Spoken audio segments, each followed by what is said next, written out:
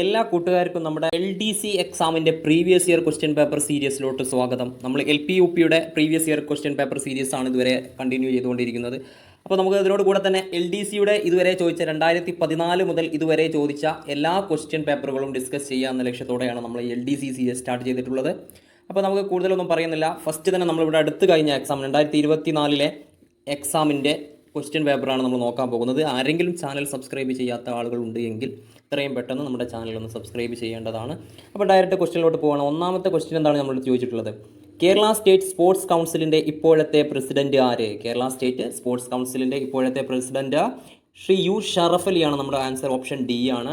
Kerala state sports കൗൺസിലിൻ്റെ ഇപ്പോഴത്തെ president 20ാമത്തെ പ്രസിഡന്റാണ് യു ഷറഫ് അലി. അതുപോലെ തന്നെ ആദ്യത്തെ പ്രസിഡന്റ് ആരാണെന്ന് ചോദിച്ചാൽ ലഫ്റ്റനന്റ് കേണൽ ഗോദവർമ്മ രാജ അല്ലെങ്കിൽ GV രാജ എന്ന ആളാണ് ആദ്യത്തെ സ്പോർട്സ് കൗൺസിലിൻ്റെ പ്രസിഡന്റ്. എന്നായിരുന്നത് 1954 lieutenant colonel Godavarma Raja GV Raja ആയിരുന്നു ആദ്യത്തെ സ്പോർട്സ് കൗൺസിലിൻ്റെ പ്രസിഡന്റ്. അങ്ങനെ അതുപോലെ തന്നെ 2023 ഇവിടെ ഓപ്ഷനിൽ നമുക്ക് ശ്രീമതി അഞ്ജു ബേബി ജോർജ് ഉണ്ട്. ശ്രീമതി അഞ്ജു ബേബി ജോർജ് എന്നായിരുന്നു? 2015 മുതൽ 2016 വരെ 15 to 16 വരെ ആരായിരുന്നു? അഞ്ജു ബേബി ആയിരുന്നു. അതുപോലെ തന്നെ ശ്രീമതി മേഴ്സി കുട്ടൻ എന്ന് പറഞ്ഞു കഴിഞ്ഞാൽ 2023 അല്ലെങ്കിൽ 2019 മുതൽ 2023 വരെ ആയിരുന്നു ആര്? മേഴ്സി കുട്ടൻ. അതുപോലെ തന്നെ TP ദാസൻ ഉണ്ട് 2016 മുതൽ 2019 വരെ. ഈ കാര്യങ്ങളൊക്കെ എക്സ്ട്രാ പോയിന്റ് ആയിട്ട് നോട്ട് ചെയ്ത് വെച്ചു. അപ്പോൾ നമ്മൾ ആൻസർ എന്തായിരുന്നു? യു ഷറഫ് അലിയാണ് കേരള സ്റ്റേറ്റ് സ്പോർട്സ് കൗൺസിലിൻ്റെ ഇപ്പോഴത്തെ പ്രസിഡന്റ്. രണ്ടാമത്തെ ക്വസ്റ്റ്യൻ നോക്കാം. ചന്ദ്രയാൻ 3ൻ്റെ ലാൻഡറിലെ പെലോഡുകളിൽ ഉൾപ്പെടാത്തത് ഏത് എന്നാണ് ചോദിച്ചത്. പെലോഡിൽ ഉൾപ്പെടുത്താത്തത് ഇവിടെ ഷേപ്പാണ്. ഷേപ്പ് ഏതാണ്? ഷേപ്പ് രണ്ടാമത്തേതാണ്. ചന്ദ്രയാൻ 2ൻ്റെയിലാണ് എന്തുള്ളത്? പേലോഡിൽ ഉള്ള സംഭവമാണ് ഷേപ്പ്. ഇവിടെ നമ്മളെ ബാക്കി ഏതൊക്കെ ഓപ്ഷൻ ഉണ്ട്? LP ഉണ്ട്. LP പറഞ്ഞാൽ നമുക്കറിയാം ലാങ്മിയർ പ്രോബാണ്. For estimating the plasma density എന്താ പറയുക എസ്റ്റിമേറ്റ് ചെയ്യാനുള്ളതാണ്. അതുപോലെ തന്നെ STE ഉണ്ട്. Chandra surface thermophysical experiment ചെയ്യാനുള്ള സംഭവമാണ് എന്താ? STE. അതുപോലെ തന്നെ ഇൽസ എന്ന് പറഞ്ഞ സാധനമുണ്ട്. ഇൽസ എന്ന് പറഞ്ഞാൽ എന്താണ്? ഇൻസ്ട്രുമെൻറ്റ് ഫോർ ലൂണാർ സീസ്മിക് ആക്ടിവിറ്റിയിലുള്ള ഇൻസ്ട്രുമെൻ്റ് ആണെന്ത്? ഇൽസ എന്നതും. അപ്പോൾ നമുക്ക് അടുത്ത ക്വസ്റ്റ്യൻ നോക്കാം. 2021 എഴുത്തച്ഛൻ പുരസ്കാരം ലഭിച്ചത് ആർക്ക്? എഴുത്തച്ഛൻ പുരസ്കാരം ലഭിച്ചത് P. വത്സലക്കാണ് 2021 ലഭിച്ചത്. 2022 ലഭിച്ചത് ആർക്കാണ്? സേതുവിനാണ്. അതുപോലെ തന്നെ 2023 SK വാസന്തനാണ് 2023 ഇപ്പോൾ ലഭിച്ചത്. കേരള സർക്കാരിൻ്റെ കേരള സാഹിത്യ അക്കാദമി നൽകുന്ന ഏറ്റവും വലിയ സാഹിത്യ ബഹുമതിയാണെന്ത്? കേരള എഴുത്തച്ഛൻ പുരസ്കാരം എന്നതും.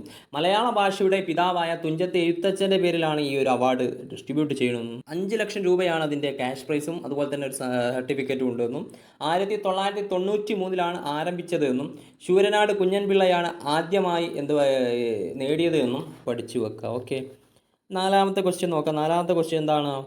1.25 കോടി മലയാളികൾ എന്ന ഗ്രന്ഥം രചിച്ചത് ആര്? 1.25 കോടി മലയാളികൾ എന്ന ഗ്രന്ഥം രചിച്ചത് EMS നമ്പൂതിരിപ്പാടാണ്. ആരാണ്? EMS നമ്പൂതിരിപ്പാടാണ്. അഞ്ചാമത്തെ ക്വസ്റ്റ്യൻ നോക്കാം. നേരത്തെ നമ്മൾ പറഞ്ഞ പോലെ തന്നെ 2022 എഴുത്തച്ഛൻ പുരസ്കാരം ലഭിച്ച സേതുവിൻ്റെ കൃതികളിൽ പെടാത്തത് ഏത്? സേതുവിൻ്റെ കൃതികളിൽ പെടാത്തത് ഏത് എന്നാണ്? ഏതാണ്? നിഴലുറങ്ങുന്ന വഴികൾ എന്നതാണ് സേതുവിൻ്റെ കൃതിയിൽ പെടാത്തത്. ഈ നിഴലുറങ്ങുന്ന വഴികൾ എന്ന കൃതി ആരുടേതാണ്?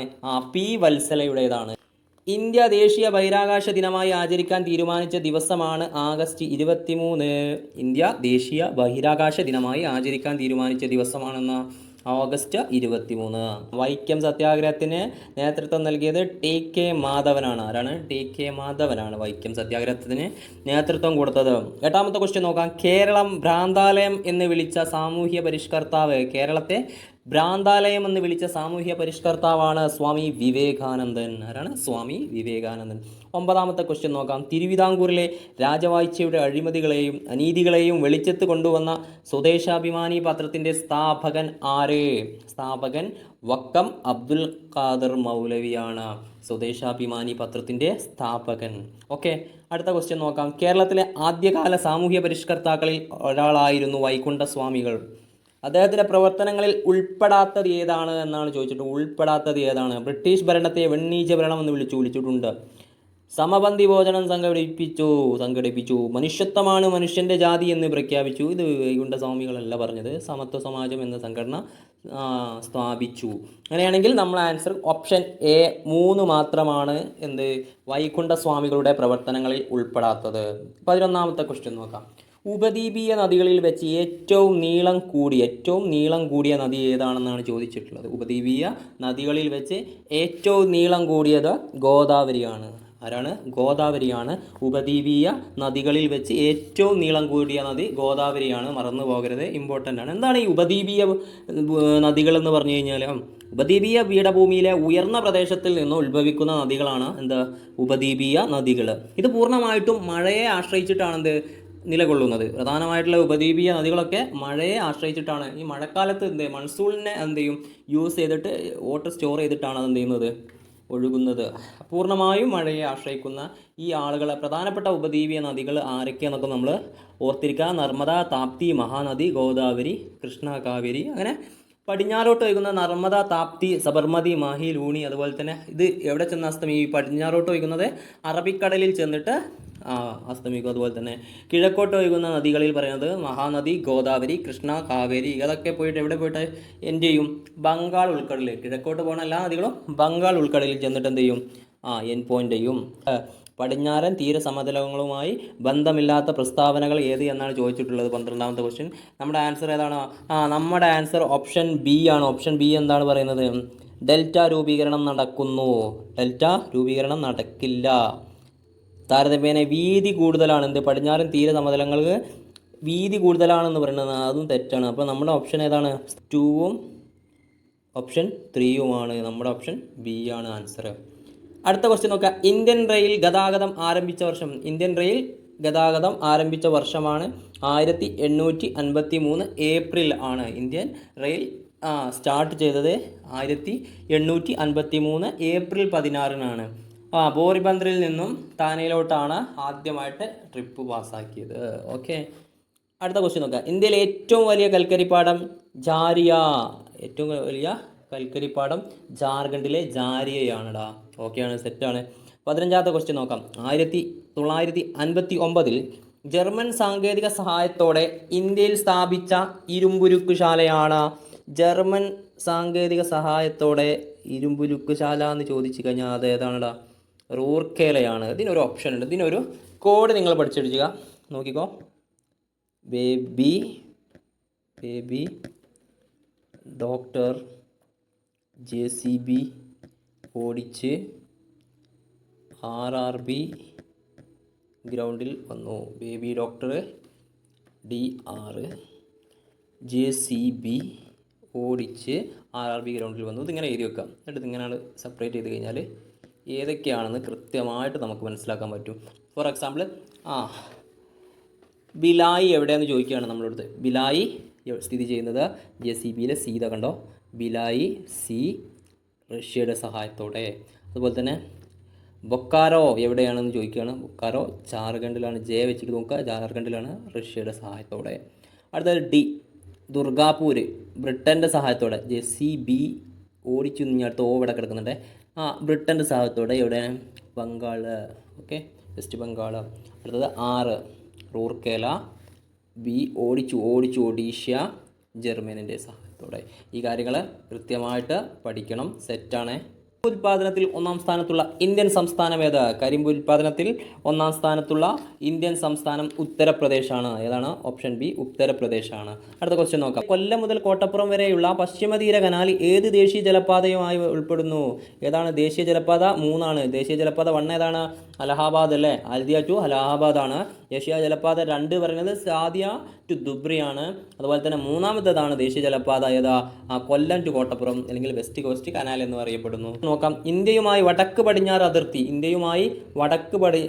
അതിർത്തി പങ്കിടുന്ന രാജ്യമാണെന്നാണ് ചോദിച്ചത്. വടക്ക് പടിഞ്ഞാറ്. അപ്പോൾ ഇന്ത്യൻ്റെ ഈ ഭാഗങ്ങളിലുള്ള രാജ്യങ്ങളെ നോക്കിയാൽ മതി.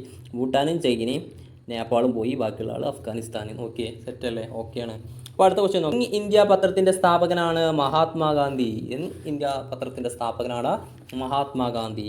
20ാമത്തെ ക്വസ്റ്റ്യൻ നോക്കാം. പാരമ്പര്യേതര ഊർജ്ജ സ്രോതസ്സിൻ്റെ സവിശേഷത അല്ലാത്തത് ഏത്? എന്താണ് ഈ പാരമ്പര്യേതര ഊർജ്ജ സ്രോതസ് എന്ന് പറഞ്ഞാൽ? നോൺ കൺവെൻഷണൽ എനർജി എന്നാണ് പറയുന്നത്. അതിൻ്റെ ഊർജ്ജ സ്രോതസ്സിൻ്റെ സവിശേഷത അല്ലാത്തത് ശുഷ്കമായി കൊണ്ടിരിക്കുന്നു, അത് തീർന്നുകൊണ്ടിരിക്കുന്നു എന്ന് പറയുന്നതാണ്. ഇതുമായിട്ട് ബന്ധമില്ലാത്ത സവിശേഷത. ഓക്കെ, 21ാമത്തെ ക്വസ്റ്റ്യൻ നോക്കിയാൽ ഇന്ത്യൻ ഭരണഘടനയിൽ 6 മുതൽ 14 വയസ്സ് വരെയുള്ള കുട്ടികൾക്ക് സൗജന്യവും നിർബന്ധിതവുമായിട്ടുള്ള വിദ്യാഭ്യാസം മൗലിക അവകാശമാണ്. ഭരണഘടനയുടെ ഏത് അനുച്ഛേദമാണ് ഈ വിദ്യാഭ്യാസ അവകാശം ഉൾപ്പെട്ടിട്ടുള്ളത്? 21A ആണ്. എന്താണ്? Free and compulsory education 21A. ഭരണഘടനയിൽ മൗലിക കർത്തവ്യങ്ങളെക്കുറിച്ച് പ്രതിപാദിക്കുന്നത് ഏത് ഭാഗത്താണ്? ഭാഗം 4A എന്ത് മൗലിക കർത്തവ്യങ്ങളെക്കുറിച്ച് അല്ലെങ്കിൽ ഫണ്ടമെൻ്റൽ ഡ്യൂട്ടീസിനെ കുറിച്ച് സംസാരിക്കുന്നത് അല്ലേ? അങ്ങനെയാണെങ്കിൽ ഭാഗം 3 എന്താണ്? ഫണ്ടമെൻ്റൽ റൈറ്റ്സിനെ കുറിച്ചാണ് സംസാരിക്കുന്നത്. ഭാഗം 2 എന്താണ്? സിറ്റിസൺഷിപ്പിനെ കുറിച്ച്. 5 മുതൽ 11 വരെയുള്ള ആർട്ടിക്കിളാണ് അവിടെ പറയുന്നത്. അതുപോലെ തന്നെ ഭാഗം 1 എന്താ പറയുന്നത്? യൂണിയൻ ആൻഡ് ഇറ്റ്സ് ടെറിട്ടറീസ് ആണ്. 1 മുതൽ 4 വരെയുള്ള ആർട്ടിക്കിളാണ് എന്ത് പറയുന്നത്? ഭാഗം 1 പറയുന്നത്. ഓക്കെ, സെറ്റാണ്. ഓക്കെ, അടുത്ത ക്വസ്റ്റ്യനിലോട്ട് പോകാം. ദേശീയ ഗീതമായ വന്ദേ മാതരം ആദ്യമായി പാടിയത് ഇന്ത്യൻ നാഷണൽ കോൺഗ്രസിൻ്റെ ഏത് സമ്മേളനത്തിലായിരുന്നു? കൽക്കത്ത കോൺഗ്രസ് സമ്മേളനത്തിലായിരുന്നു. ഏതായിരുന്നു? കൽക്കത്ത കോൺഗ്രസ് സമ്മേളനത്തിലായിരുന്നു. നോക്കാം, ദേശീയ പതാകയുടെ നീളവും വീതിയും തമ്മിലുള്ള അനുപാതം എത്രയാണ്? 3:2 ആണ്. സെറ്റാണ്. മനുഷ്യാവകാശ കമ്മീഷൻ നിലവിൽ വന്നത് ഏത് വർഷത്തിലാണ്? 993 ഒക്ടോബർ 12 ദേശീയ മനുഷ്യാവകാശ കമ്മീഷൻ നിലവിൽ വന്നത്. അടുത്ത ക്വസ്റ്റ്യൻ നോക്കാം. ഇന്ത്യയിൽ വിവരാവകാശ നിയമം നിലവിൽ വന്നത് ഏത് വർഷത്തിൽ? ഒക്ടോബർ 12, 2005. ഓപ്ഷൻ ബി ആണ് നമ്മുടെ ആൻസർ. ഓക്കെ, ഇന്ത്യൻ ഭരണഘടനയിൽ ജീവിക്കുന്നതിനും വ്യക്തി സ്വാതന്ത്ര്യത്തിനുമുള്ള അവകാശത്തെ പറ്റി പ്രതിപാദിക്കുന്ന അനുച്ഛേദമാണ് അനുച്ഛേദം 21. അനുച്ഛേദം 21. ഓപ്ഷൻ ഡി ആണ് നമ്മുടെ ആൻസർ. ഓക്കേടാ, സെറ്റ്. 29ാമത്തെ ക്വസ്റ്റ്യൻ നോക്കാം. ദേശീയ മുദ്രയുടെ ചുവട്ടിൽ ആലേഖനം ചെയ്തിട്ടുള്ള സത്യമേവ ജയതേ എന്ന വാക്യം ഏത് ലിപിയിലാണ് എഴുതിയിട്ടുള്ളത്? ദേവനാഗരി. ഏതാണ്? ദേവനാഗരി ലിപിയിലാണ് ദേശീയ മുദ്രയുടെ ചുവട്ടിൽ ആലേഖനം ചെയ്തിട്ടുള്ള സത്യമേവ ജയതേ എന്ന വാക്യം. ഇന്ത്യയുടെ ദേശീയ മൃഗം ഏതാണ്? ഇന്ത്യയിലെ ദേശീയ മൃഗം ഓപ്ഷൻ ബി കടുവയാണ്. ഇന്ത്യൻ നാഷണൽ കോൺഗ്രസ് ഗാന്ധിജിയുടെ നേതൃത്വത്തിൽ നടത്തിയ അവസാനത്തെ ബഹുജന സമരമാണ് ക്വിറ്റ് ഇന്ത്യ സമരം. ഏതാണ്? ക്വിറ്റ് ഇന്ത്യ സമരമാണ് ഇന്ത്യൻ നാഷണൽ കോൺഗ്രസ് ഗാന്ധിജിയുടെ നേതൃത്വത്തിൽ നടത്തിയ അവസാനത്തെ ബഹുജന സമരം. സെറ്റാണ്. അടുത്ത ക്വസ്റ്റ്യൻ നോക്കാം. ഇന്ത്യൻ സ്വാതന്ത്ര്യ സമര ചരിത്രത്തിലെ ഗോത്രകലാപത്തിലെ കുറിച്യ കലാപത്തിന് നേതൃത്വം നൽകിയത് രാമൻ നമ്പി. ഓപ്ഷൻ എ ആണ് നമ്മുടെ ആൻസർ. 33 ദേശീയ കാഴ്ചപ്പാടോടുകൂടി പത്രങ്ങൾക്ക് തുടക്കം കുറിച്ച വ്യക്തിയാണ് രാജാറാം മോഹൻ റോയ്.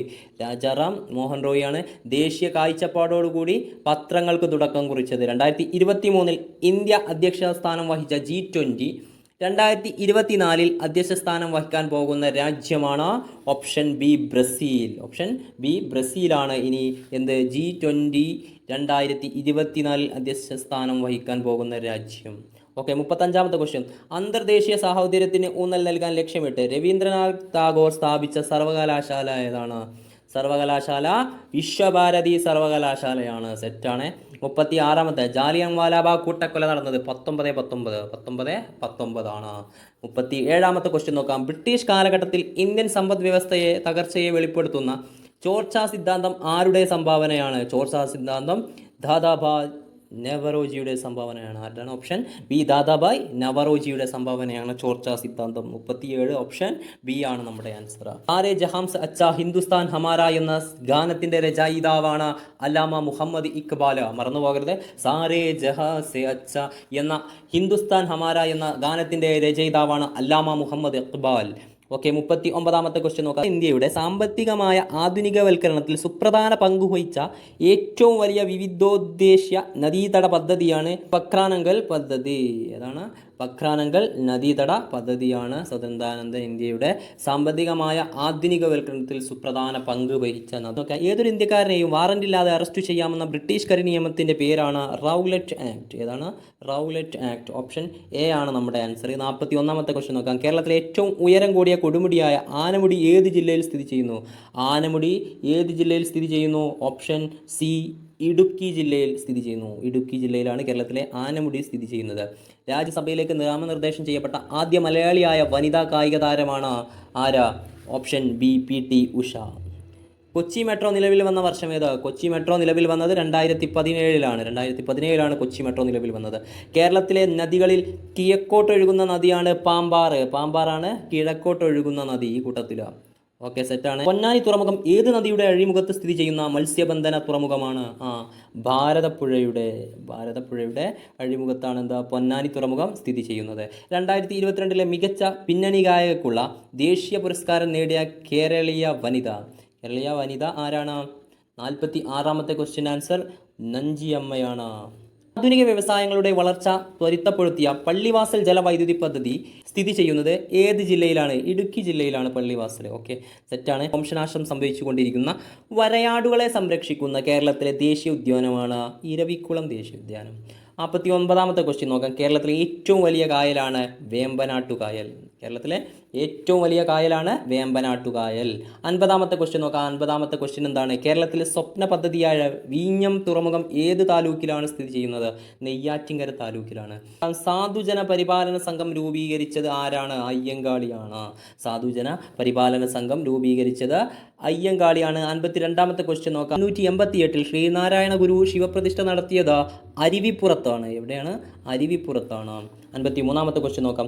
കേരളത്തിൽ ബ്രിട്ടീഷുകാർക്കെതിരെ നടന്ന ആദ്യത്തെ സംഘടിത കലാപം ആറ്റിങ്ങൽ കലാപമാണ്. ആദ്യത്തെ സംഘടിത കലാപം ആറ്റിങ്ങൽ കലാപവും.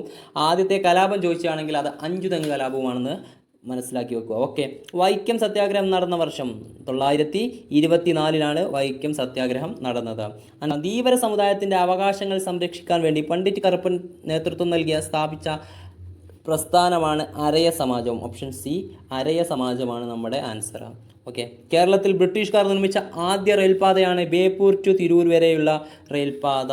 പയ്യന്നൂർ ഉപ്പ് സത്യാഗ്രഹത്തിന് നേതൃത്വം നൽകിയ വ്യക്തിയാണ് കെ കേളപ്പൻ. ആരാണ്? കെ കേളപ്പനാണ് പയ്യന്നൂർ ഉപ്പ് സത്യാഗ്രഹത്തിന് നേതൃത്വം നൽകിയ വ്യക്തി. 58-ാമത്തെ ക്വസ്റ്റ്യൻ നോക്കാം. കേരളത്തിൽ ആദ്യമായി രൂപം കണ്ട സ്വകാര്യ ബാങ്ക് നെടുങ്ങാടി ബാങ്കാണ്. അതാണ് സ്വകാര്യ ബാങ്ക്. കേരളത്തിൽ ആദ്യമായി വന്നത് നെടുങ്ങാടി ബാങ്കാണ്. 2024-ൽ നടക്കുന്ന ഒളിമ്പിക്സിന് വേദിയാകുന്ന നഗരം പാരീസ് ഒളിമ്പിക്സ്. പ്രശസ്ത നാടകമായ അടുക്കളയിൽ നിന്ന് അരങ്ങത്തേക്ക് എന്ന കൃതിയുടെ കർത്താവ് ആരാണ്? കർത്താവ് VT ഭട്ടതിരിപ്പാടിൻ്റെതാണ് എന്താ അടുക്കളയിൽ നിന്ന് അരങ്ങത്തേക്ക് എന്നുള്ള പ്രശസ്തമായിട്ടുള്ള ഒരു കൃതി. അങ്ങനെയാണെങ്കിൽ നമ്മൾ ഇപ്പോൾ ഏകദേശം 60ഓളം ക്വസ്റ്റ്യൻ നമ്മൾ ഈ ഒരു സെക്ഷനിൽ കൈകാര്യം ചെയ്തിട്ടുണ്ട്. അപ്പോൾ കൃത്യമായിട്ട് ആ ഓരോ ഓപ്ഷനുകളും കാര്യങ്ങളും ഒരു ക്വസ്റ്റ്യനിൽ എന്തെല്ലാം 4 ഓപ്ഷനുകൾ ഉണ്ടെങ്കിൽ ആ 4 ഓപ്ഷനും ഡീറ്റെയിൽ ആയിട്ട് നമ്മൾ എന്ത് ചെയ്യണം? പഠിച്ചു വെക്കണം. ഒരു ആൻസർ മാത്രം നിങ്ങൾ പഠിച്ചു വെച്ചാൽ അവർ നമ്മൾ എന്ത് ചെയ്യുന്നുണ്ട്? ഒട്ടുമിക്ക ക്വസ്റ്റ്യൻ്റെയും ഓപ്ഷനുകൾ നമ്മൾ എക്സ്പ്ലെയിൻ ചെയ്തിട്ട് ആ എക്സ്പ്ലെയിൻ ചെയ്ത ഓപ്ഷനുകളിലുള്ള അഡീഷണൽ ആയിട്ടുള്ള പോയിന്റുകൾ നിങ്ങൾ കൃത്യമായിട്ട് നോട്ട് ചെയ്ത് ആ പോയിന്റുകൾ കൃത്യമായിട്ട് പഠിച്ചിരിക്കലും മസ്റ്റാണ്. അതാണ് ഈ പ്രീവിയസ് ഇയർ ക്വസ്റ്റ്യൻ പേപ്പർ കൊണ്ട് നമുക്ക് കിട്ടുന്ന ഏറ്റവും വലിയൊരു ഉപയോഗം. Okay, all the best. നമുക്കിതിൻ്റെ അടുത്ത പാർട്ട് നാളെ മറ്റന്നാളായിട്ട് ഇതിൻ്റെ ഭാഗത്ത് തന്നെ തുടർന്നിട്ട് ചെയ്യാം. Okay, all the best.